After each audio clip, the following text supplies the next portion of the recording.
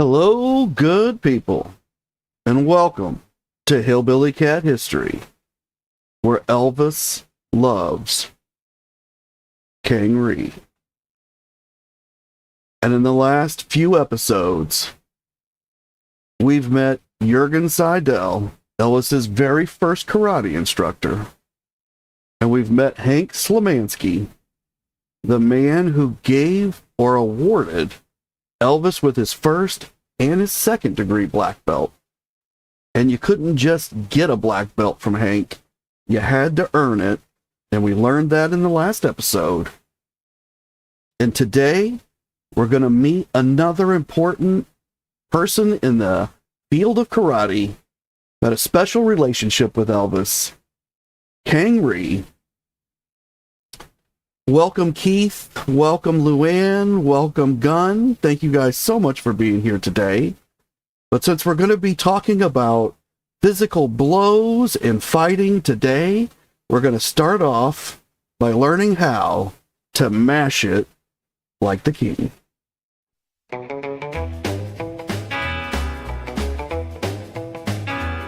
Well, I was hanging in Graceland late one night. Elvis said, honey, could you fix me a bite? You want a peanut butter, banana too, and a glass of milk just like you used to do. Sliced it neat, laid it down with care, cut it in half like a love affair. Took it downstairs feeling proud and slick, but those bananas rolled out real quick. But mash it like the king, spread it real thick, no fancy cuts, just a creamy lick. Messy and sweet, that's the Elvis trick. Mash it like the king, and do it quick.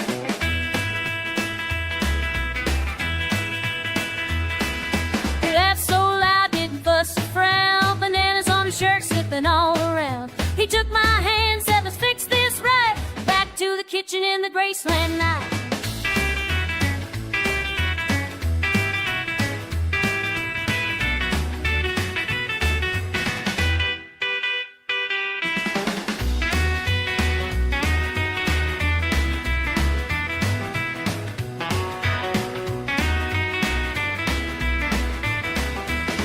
No slice, no dainty flair, just mash it up with peanut care. Spread it thick, don't be shy, that's how the king made his sandwich fly. Mash it like the king, spread it real thick, no fancy cuts, just a creamy lick. Messy and sweet, that's the Elvis trick. Mash it like the king, that's the pick.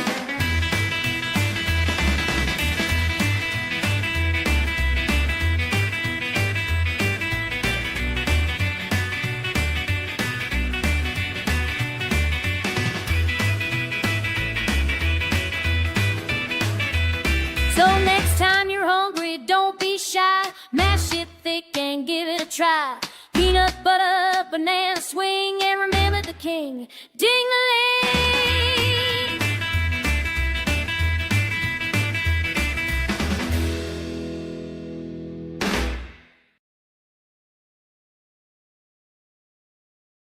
Thank you all for gathering here at Hillbilly Cat History, where we remember together and listen for the echoes.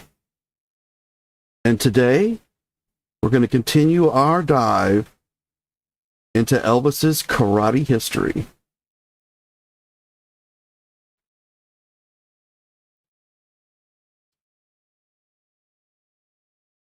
And in a previous episode, we met Jurgen Seidel. And here we can see Jurgen practicing karate with Elvis. They're both in street clothes. This is for self-defense. And this is when Elvis becomes very interested in learning more and more and more about karate. And it sticks with him for a lifetime.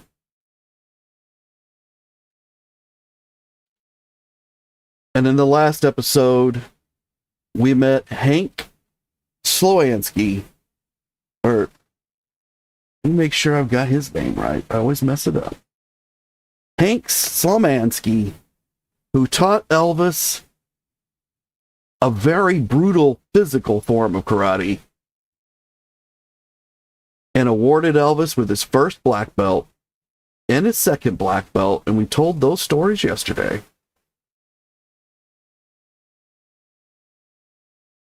So today we're going to meet Kang Rhee. So let's learn a little bit about Kang Rhee, kind of get an overview, and then we're going to get into some specific stories about him and Elvis. But Elvis trained under Master Kang Rhee in Memphis, Tennessee, beginning in 1974. Elvis said that Master Rhee had a good reputation and had come highly recommended by Ed Parker. And Ed Parker was the man who also taught Elvis karate. He taught him Kenpo karate. And Elvis met Ed in 1960, but really began to take lessons from him later on in the 60s, in the late 60s, and into the early 70s. He did take a few in 1960 when he met him. But that's when Elvis went on to meet Hank and then get the black belts. And then he returned, I believe, to Ed to continue or to learn this other form of karate. He was very interested in Ed's form of karate because it was very fluid, which meant that it was very adaptable and flexible to street fights. And Elvis's overriding concern was being able to defend himself during a street fight. That's the kind of fight he'd be involved in if people were coming to attack him, which had happened many times in the late 1950s when his career first started. Now, Master Rhee, he had every student select an animal title, and that's what Master Rhee would call them during training. Master Rhee's name was Ox. So we'll see that Master Rhee is a very small man, but he had this identity as an ox, which meant he was extremely strong, couldn't be moved, was formidable. And it's interesting because he was a small person. Elvis chose the name Mr. Panther. But at that time, in the 1970s, there was a lot of political activism going on, kind of like there is today in the United States of America, and even around the world. And even in the 1970s, there was a push for political violence along with some of this activism. And one of these groups was the Black Panthers. So people have different views about the Black Panthers, but they were all over the news at that point in time. And people came down on one side or the other. You either liked them or you hated them, right? So Elvis didn't want to be involved in that kind of thinking. That was not going to be good for him in any kind of public image. So he changed, he and Master Rhee talked about it, and they changed his name to Mr. Tiger. And that's how Elvis became the Tiger Man.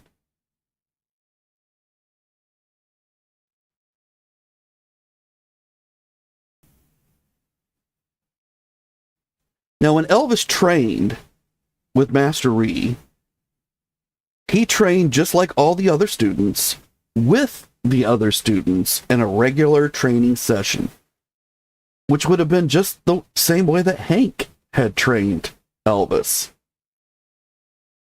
Classroom discipline was very strict, meaning that Master Rhee only allowed into the classroom those who were in the class.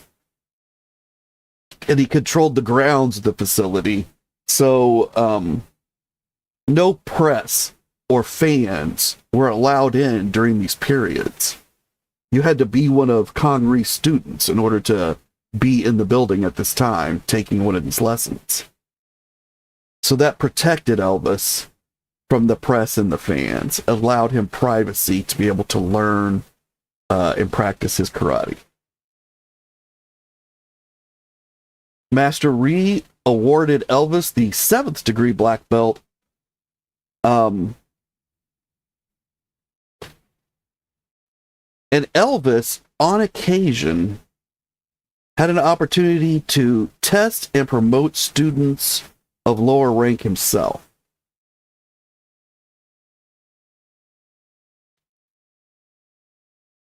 Elvis was an instructor under Kang Rhee in Pasaru Karate. I'm probably pronouncing that horribly. But in the Pasaru Karate Association. And so he did have the ability to test and to move other students upwards underneath Kang Rhee. And once during a training session, Elvis was instructing a female student in a breakaway technique, which means that he would have wrapped her in his arms, probably from behind. Something that an assailant might do to a woman or any person, but a lot of times a woman, because they're physically smaller, and the assailant can wrap himself around like a backwards bear hug, basically. And that immobilizes the victim and allows the assailant to do whatever they want. So if you're caught like that, Kang Rhee was teaching methods to get away from that. And one of those was to scrape the shins of the assailant. So I think what they're saying is you kick backwards and then pull your heel down their shin. And of course, that creates a lot of pain in a sensitive area. Your shin tends to be kind of sensitive. And hopefully that will cause the assailant to drop you. And Elvis was trying to instruct this female how to do this, but she wasn't getting it right. And they'd done it repeatedly. And she became exasperated. And she practiced the move with such intensity that she actually did connect with his shins this time. And Elvis fell down with pain because he taught her how to do it right. So she had picked up the lesson after multiple attempts, and she proved it. But because she's a student, she's a little bit out of control when she does the move, and Elvis is not prepared for it properly, and it hurts.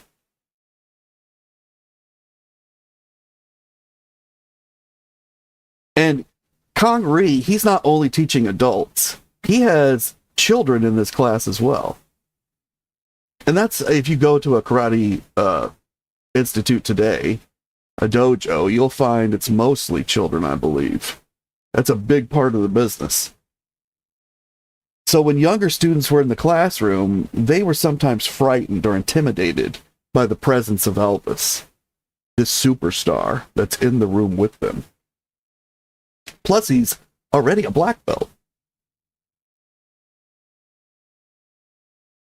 And one time, Elvis noticed a 9-year-old boy, and he saw that there was an issue, and he had a little talk with him. And Kang Rhee is going to tell this story in a little bit, a lot better. So we're going to wait for that.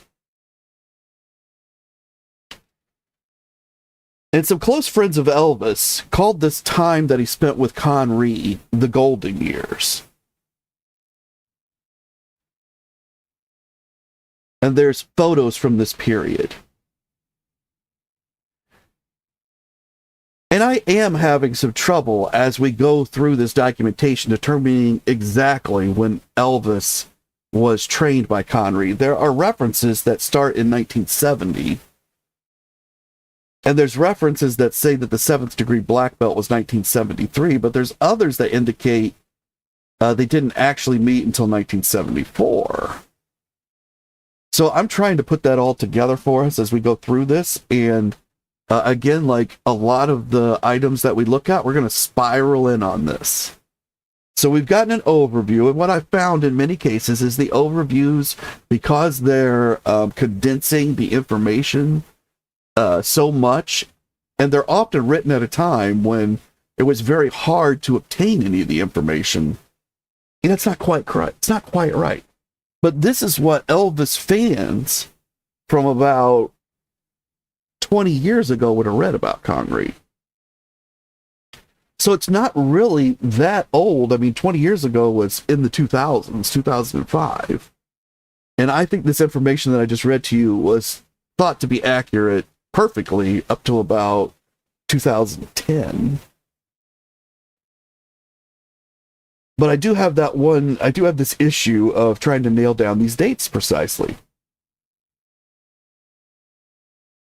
But we actually have some memories straight from Kang Rhee, and we're going to get to those in just a second. But let's read through a few more facts about Kang so that we just know him a little bit better.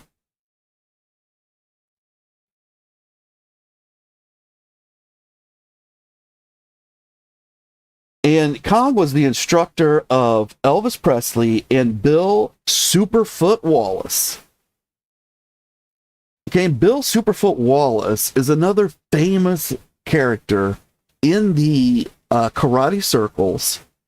Very famous individual. He trained directly with Elvis, and he has stories about Elvis. And if you want to, you can definitely search his name out there on YouTube.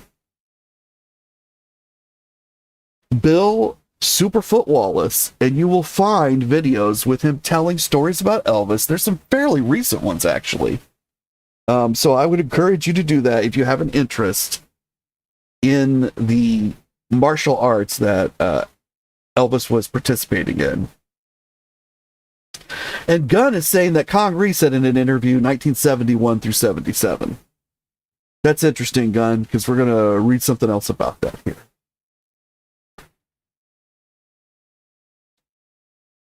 Hi, Marion. Thank you so much for coming. Appreciate seeing you here. Master Rhee was also the founder of World Black Belt Bureau, and he graduated with a Bachelor of Arts in Business from Yonsei University, Seoul, Korea, which I think today would be Seoul, South Korea. And he established and served as captain of Yonsei University martial arts team. He was the head instructor of Korean military intelligence group officers. And he trained in Kong Soo-do, Chang Mu Kwan, Kwan Bop, Kong Du Kwan, and Han Kuk Hop Ki-do from 1953 through 1964. So those are all forms of karate that I have probably mispronounced. But 1, 2, 3, 4, 5. He knew at least 5 different forms of karate, plus the one he taught, which I don't think was any of these 5. And when he was head instructor of Korean military intelligence, I believe that was before North Korea split from South Korea. Not positive.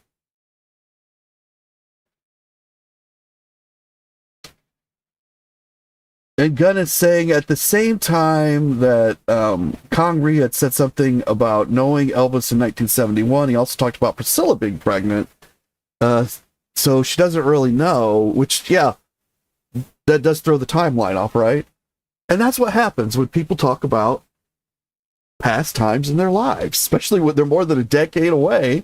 It's really hard to remember all that stuff. And it makes you wonder, you know, how much of the truth are we really getting in these things that we read, and even in what they remember. And Gunn's saying that he didn't talk English very good, and she could have misunderstood. Yeah, he did not speak English fabulous. He spoke it understandably, for sure. But there is somewhat of a language barrier there. That's a good thing to point out. And it's also interesting to note that Elvis had relationships with several people who you and I might think of as being linguistically challenged, at least in terms of communicating with other people orally. And some of it was like Kang, who had an accent or knew another language as his first language. But Elvis also had an Uncle Tracy who was deaf. And he had lost his hearing as a child early on, like long before he learned to talk. And that affected him. He could talk, but he spoke in a way that only his immediate family, like his sister Gladys, or Elvis, his nephew, could understand. But Elvis could understand Tracy and had conversations with him. The same is true of Gary Pepper. Gary had cerebral palsy and was not able to speak full words. He had full mental capacity and faculties. He knew what he wanted to say, but he could only get the first portion of the word out, and then his tongue would betray him, and he was not able to form the second portions of the word. So his mother and those who lived with him and cared for him, they understood him very well. And Elvis, I believe, because of his experience with Uncle Tracy, he understood what Gary was saying, and he could have entire conversations with him with no issue.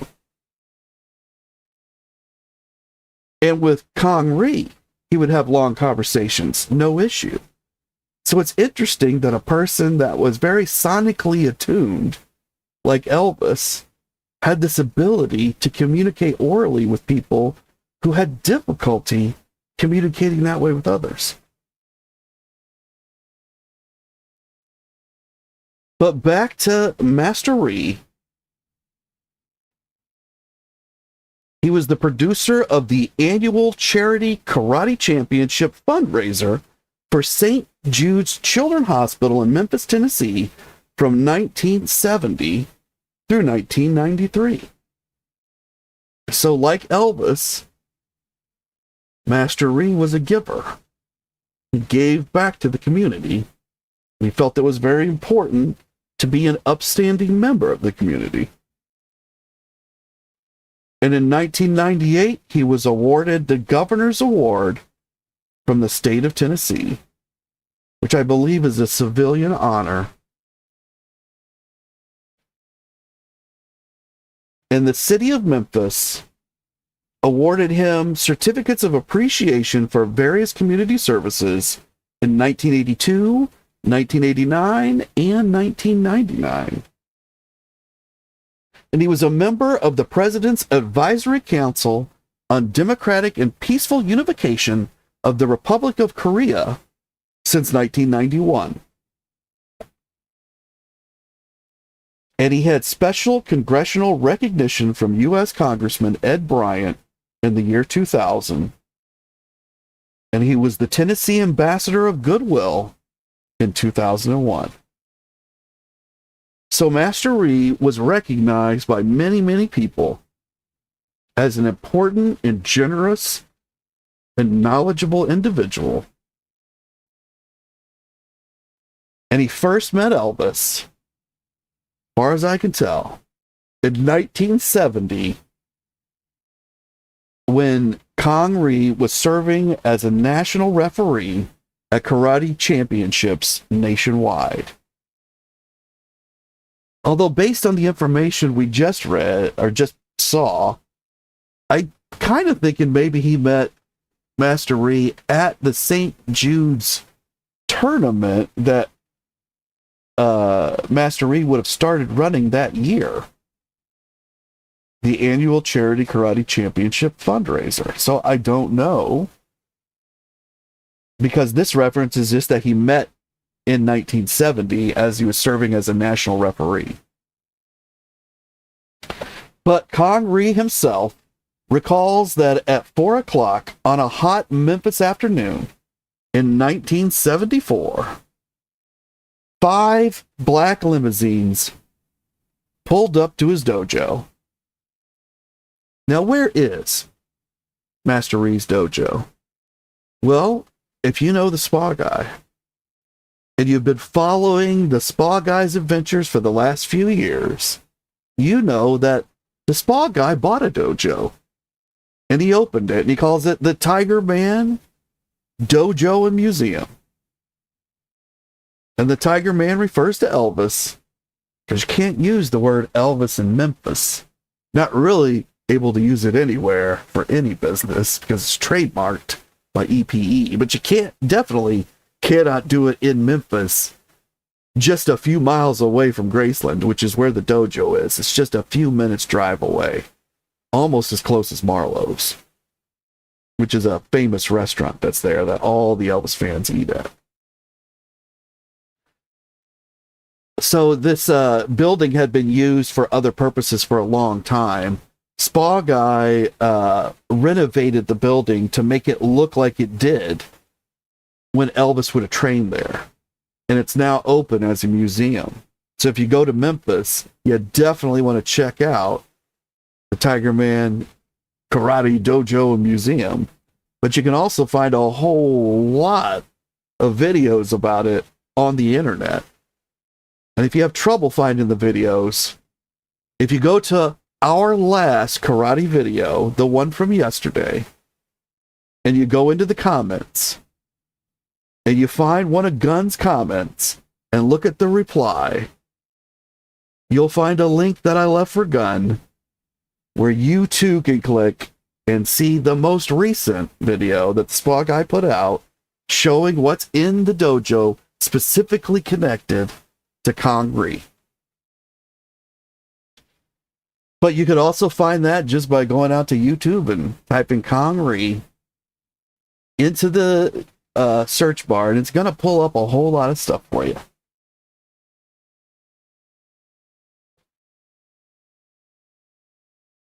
But Master Rhee goes on, and he says he's got the 5 black limousines pulled up to his institute, and Elvis strolled into Master Rhee's studio with an entourage, 16 people strong. Now, in Rhee's dojo at that time, there was no air conditioning. It's 1974. Air conditioning is not a huge thing everywhere. It's really a massive luxury, and it costs a lot. So, in the dojo, there's no air conditioning. And the smell of sweat hung in the air, because Master Rhee's putting a lot of people through their paces in there. And Master Rhee proudly lines up his students so that he can introduce them all to the king of rock and roll. And then the students performed by demonstrating how they could break boards and blocks of concrete with their bare hands and feet. And Elvis was impressed, not just by their abilities, but by their strong martial spirit. And he praised Master Rhee.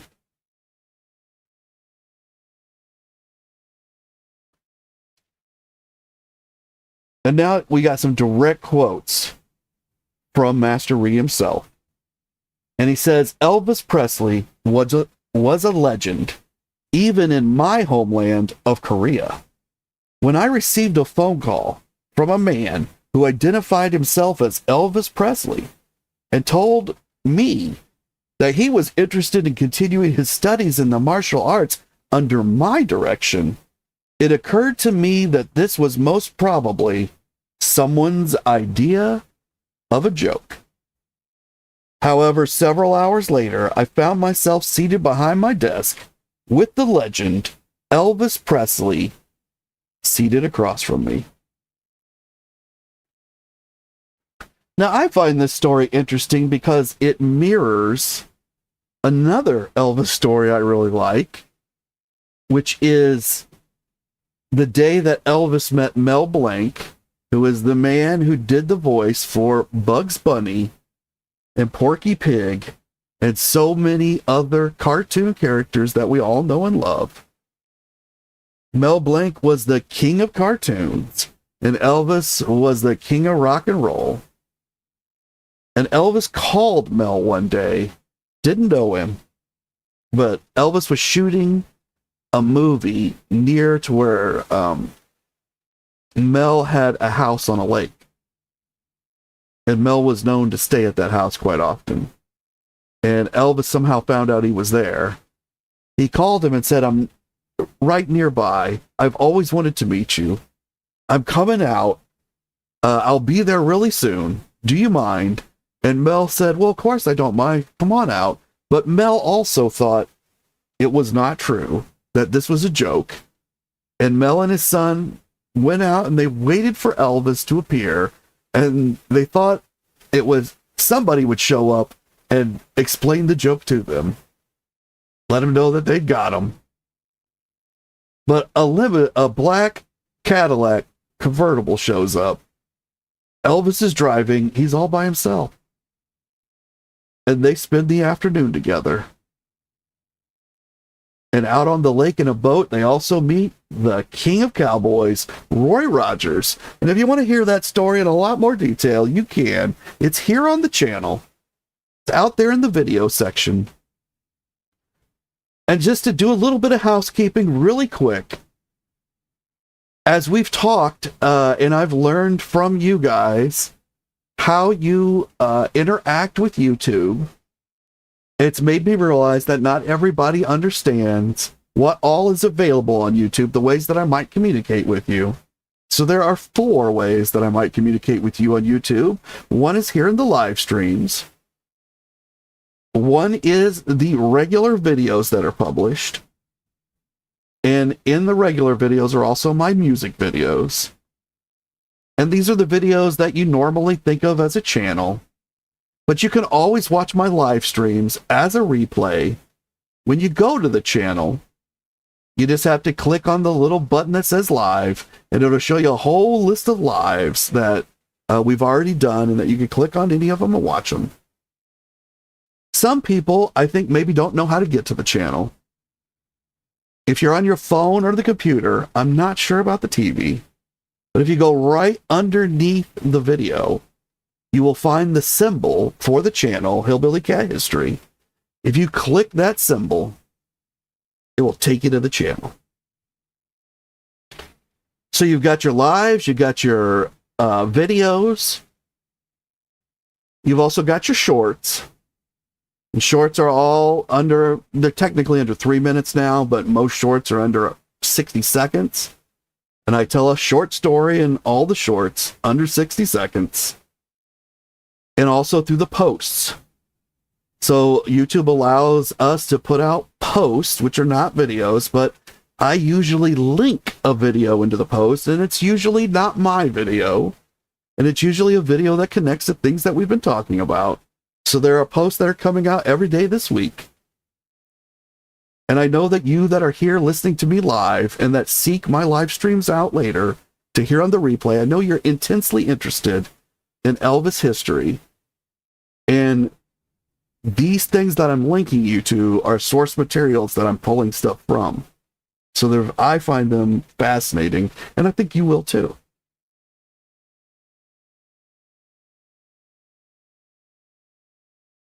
And Marion's saying that the famous Elvis karate stand picture was taken there. Spa Guy made a paper figure in a man's height of it. That's true, Marion, and I've taken a picture right next to that one. But Spa Guy also made one that's half a man's height. So if you're a child, you could take it too, or you could take it as an adult, and Elvis looks really small. It's kind of fun. He usually puts that one out in front after he opens for the day, and they'll stick it out in front, kind of point you into the doors. And Marion's saying that's a great story about Mel. Marion, it's so much better if you watch my real video. You'll like it so much more. And Gunn saying that she's very bad at finding things on the internet. And that's why I'm trying to link them all here on the channel. So you can just come to this channel and you'll be able to, spend an entire day if you want to learning about Elvis and seeing stuff you've never seen before.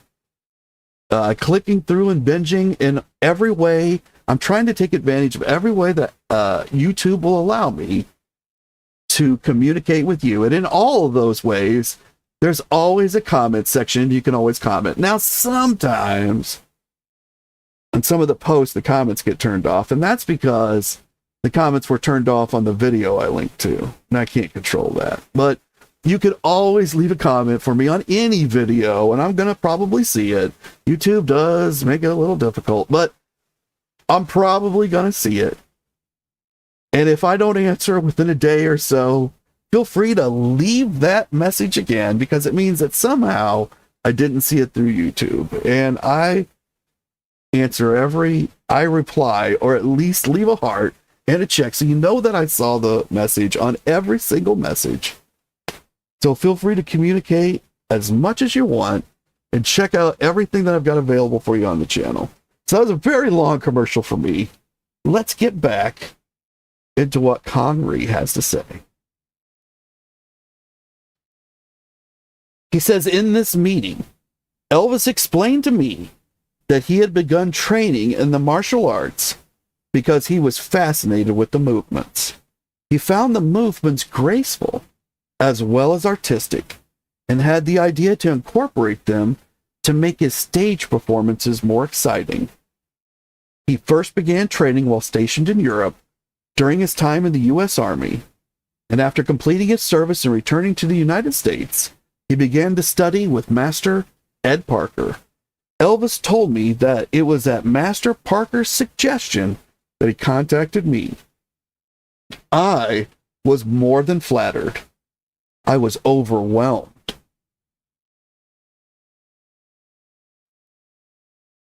So that was Kang Rhee's first meeting with Elvis. Now, Master Rhee didn't attach a date to this. So again, we're left a little bit up in the air about exactly when it is. But this is how it happened. 5 limos. 16 people with Elvis. Elvis tells Kang Rhee that Ed Parker, another great martial artist, has recommended him. And so in this moment, Master Rhee learns that he has the respect not only of Elvis, but of someone, another great within his own field. And so it must have felt spectacular that a superstar like Elvis thought you were great. But I could see where you might think that, you know, you're within the industry, you're within the martial arts, you're a professional at this. Of course he thinks you're great.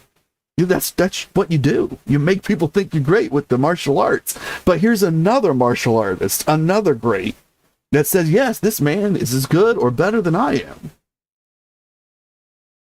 And so he received both professional acclaim and the respect of Elvis in the same day. He knocked him over and he was overwhelmed. And Gunn says, thank you for the help with the links and everything. Thank you, Gunn, for coming here and listening to what I have to say about Elvis and joining in on the conversations. Truly appreciate it.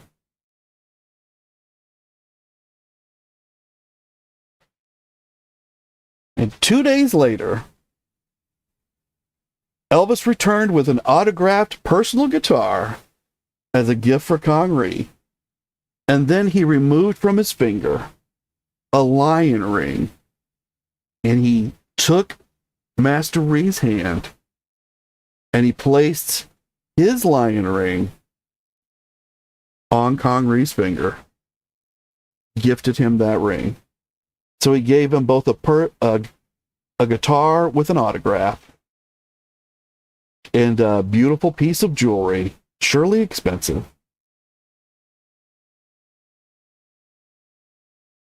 And Kang Rhee describes that Elvis saw the shy youngster in the corner, who also happened to be an African-American student.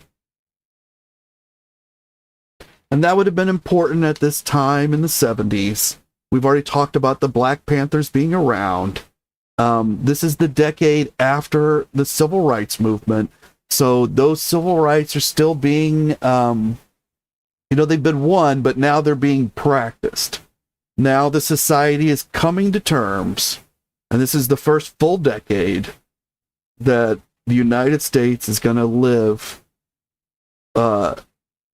in an environment of actual pure equality with everyone.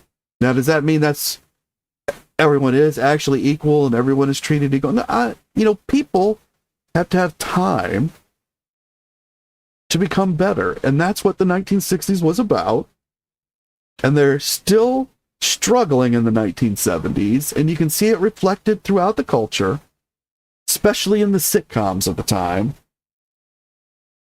But here Elvis saw a shy African-American student in the corner, and Kang Rhee says, Elvis walked over to that student and said, "Don't worry about it." So this boy was nervous because this superstar was in the room, didn't know how to act, didn't know what to do. Elvis walked over and told him, "Don't worry about it." And then Elvis gave him his watch.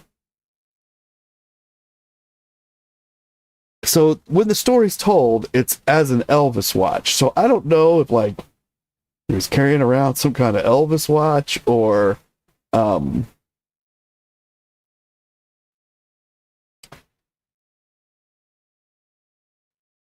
I understand now. In another portion where they talk about the same story, he presented him with his own Elvis Presley engraved watch. So Elvis, well, maybe I don't understand. So Elvis not only wore his beautiful watches on his own. At one point, he had a bunch of watches made up that said Elvis Presley around the bezel. And they're really cool looking. I'll have to find a picture to show you guys someday. And he gave them to a whole bunch of people. These were really high quality, nice watches. But they said Elvis Presley. And I think maybe he was carrying a couple of those watches because they were coming here. And he gave one of those to this boy because it said Elvis Presley on it. So I'll find a picture of that and show you guys one of these days.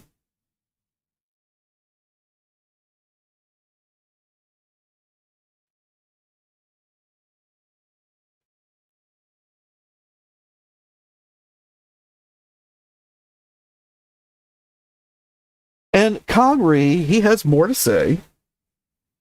He says, Elvis was very humble. In many ways, Elvis taught me more than I taught him. Elvis insisted on training and teaching in regular classes with other students. I find that fascinating because Elvis he didn't want to be different. He didn't want to be treated differently.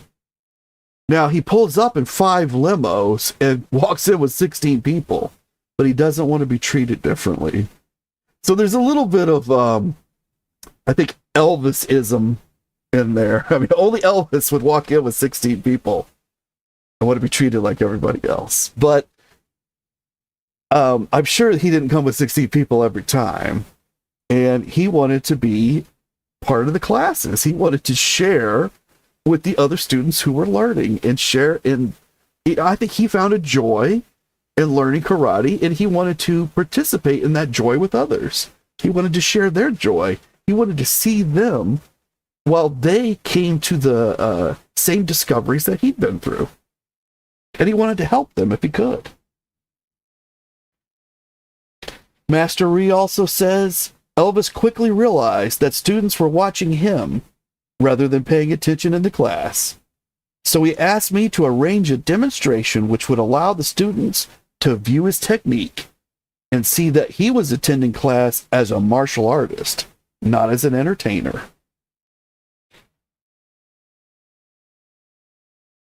Elvis, who's been a star since 1956, is able to look around this room and see exactly what's going on. He's captured everyone's attention. And that's not really where the attention is supposed to be, but he knows it's because they see him as the image. They see him as the superstar. And he knows that the way to deal with that is to get up and show him he's a martial artist, just like they are. And then their fascination with the superstar, with the image, will fade because they see him as the man, the person who's struggling just as they are to acquire these skills. Master Rhee says that I selected a day when a promotion test was already scheduled and combined the two events. I selected this day because Elvis particularly enjoyed working with children, and the student to be tested was a boy. So there's a young lad in the class. He's looking to get a belt, some kind. Sure, it's not a black belt, but he's going to test for whatever his next step forward is. And Master Rhee has combined that event with Elvis's. And that's going to make for a lifelong memory for this young student. No matter what happens, he'll always remember Elvis Presley was there. And Gunn says that Elvis may have missed the luxury of being just an ordinary man sometimes. I'm sure he did. I'm sure he did.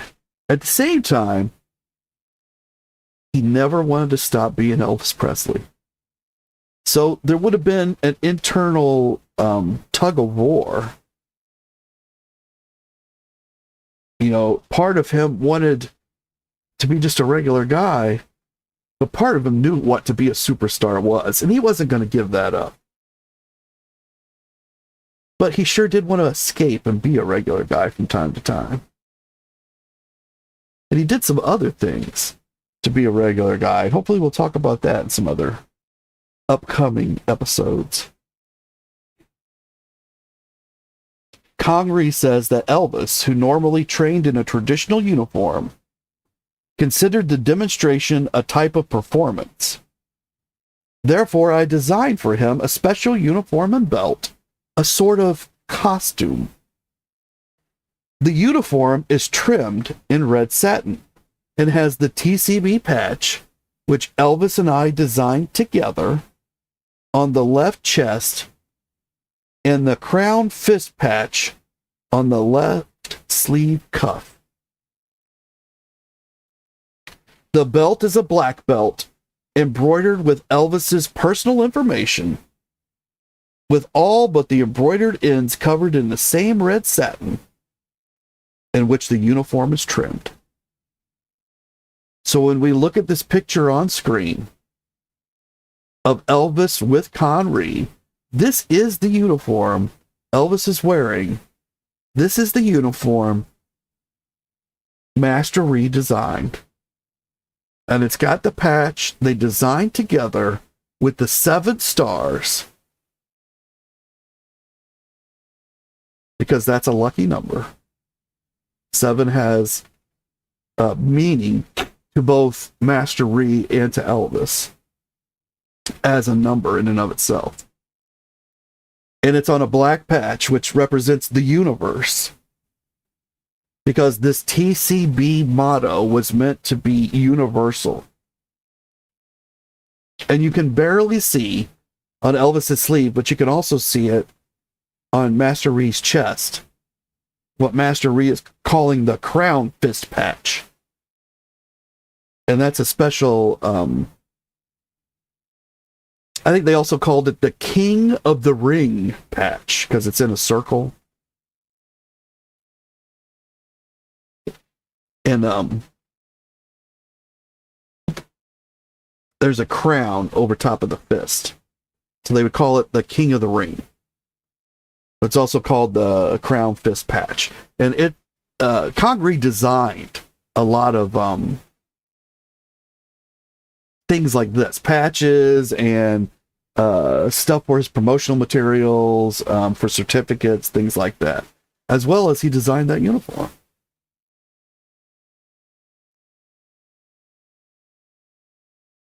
And Marion saying that the Gates of Graceland has a video that tells the story of a sword that Elvis got from a Japanese veteran who wanted to thank EP for what he'd done, especially for karate. I have seen that story, Marion, and it is a wonderful story about just an object that's there at the house that it's possible Elvis didn't even know was there. It's not really clear whether Elvis ever even saw that sword, but it was there in the drawer in the front room. And Gunn's saying that Master Rhee called Elvis a master. And what does that mean? It means that Elvis had achieved a rank where he could be called master. That he had achieved that. That was the black belt rank and the ability to teach others. So that allowed him to be a master. But he didn't really use that title. He used it for Master Rhee. But technically, just as Elvis could have been called a colonel, because he had been granted the title of colonel by the governor of Tennessee, he could have also been called master within the karate circles, because he had earned that right. By the belts that had been awarded to him.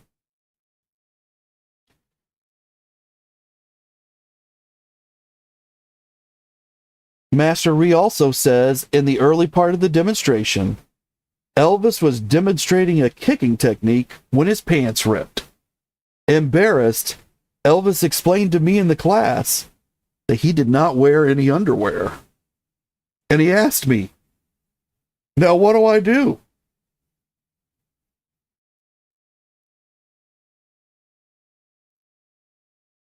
So we're actually going to leave the story right there. I think that's a wonderful spot to leave it. We're going to take a look at some pictures.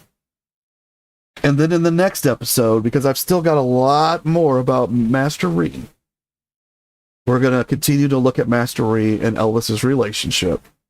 And we're going to find out what happened after Elvis ripped those pants and he wasn't wearing any underwear. But here we can see, I believe this is the same event. I believe this is the event that's being discussed. That Elvis is there to do a demonstration.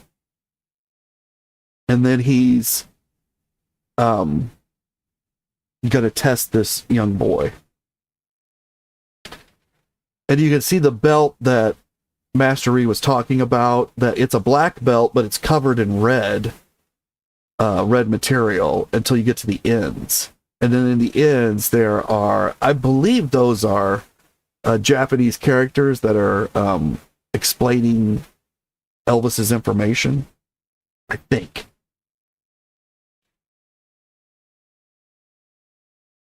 This is not the same day, but this is also there at Kang Rhee's dojo.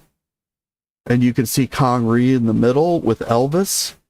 Elvis's hair is looking a little funky there. I don't know. It's probably the worst I've ever seen Elvis's hair look.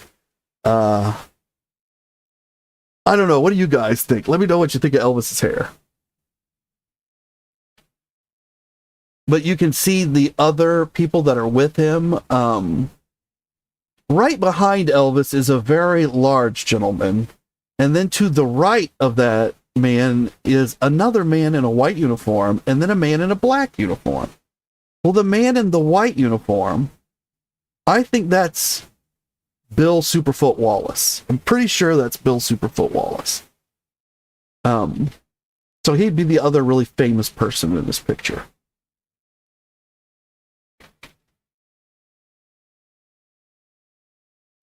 So, Gun's asking, what did he do?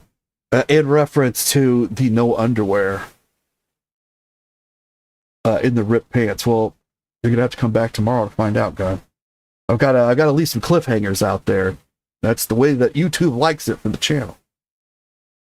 I'm just kidding, but we'll find out tomorrow. We will.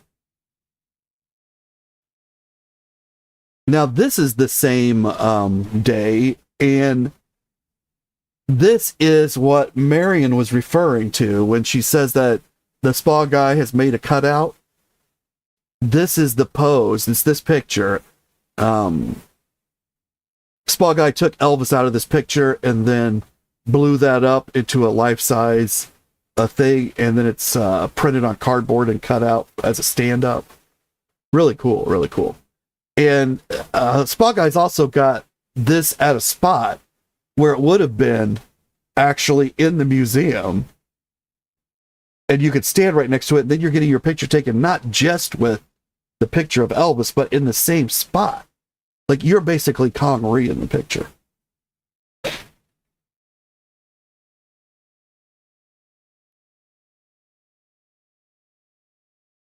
And Marion says, well, the hair is special. And Gunn says, what about his hair? Well, let me flip back to this picture. I just think his hair looks like he's got a mullet or something going on. It's maybe there's something else black behind him that it's mixed in with, but I don't think so. So it just looks like his hair is unusually long in the back, and it appears unkempt in the front, but, you know, they're all got unkempt hair, so they've obviously been practicing. We can look, you know, I'll let that go. But his hair in the back just seems weird. But maybe it's just me. Maybe it's just me.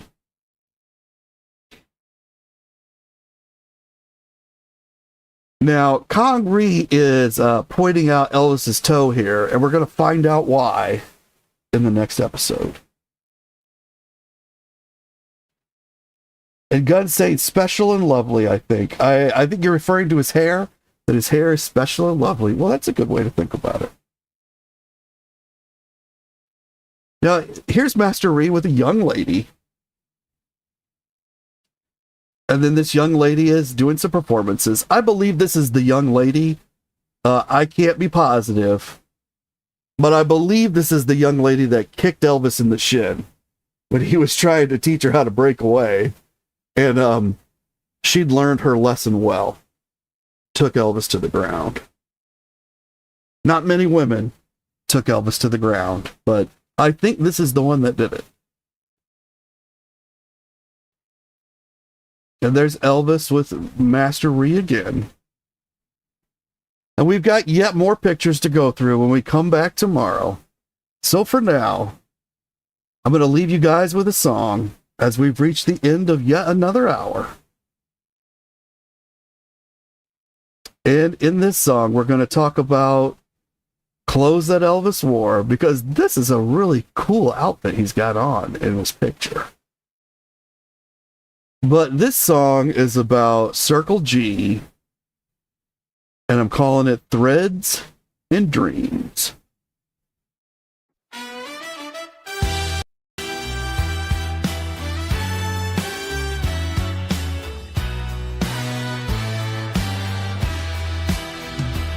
He wore a yellow shirt, black pants in the sun, rode horses through silence, then golf carts for fun.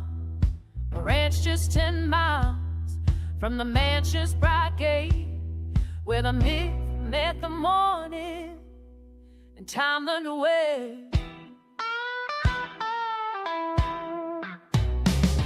George fixed the brickwork, the pipes in the ground, lit VP on shirt where no spotlight was found.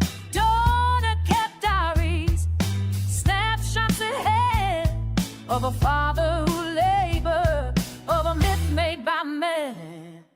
He didn't ask for gold, didn't dream of a crown, just a place to be still when the world spun around.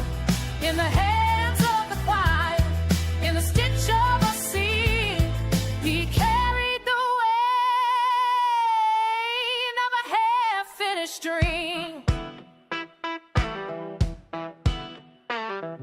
The holster was worn, the leather was cracked, BP etched in thread, no glory attached. Mike shaped the saddle, the belt and the law, so Elvis could ride through a myth he adored. He didn't ask for gold, didn't dream of a crown, just a place singing still, that courage spun out. In the hang out the pride, the mistakes on the seat, we drained the weight of the hurts and his teeth.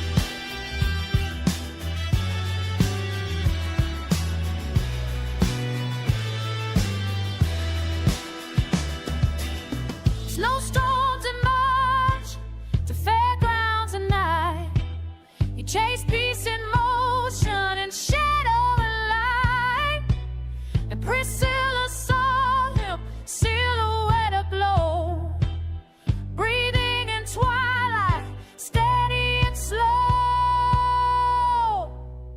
You didn't ask for gold.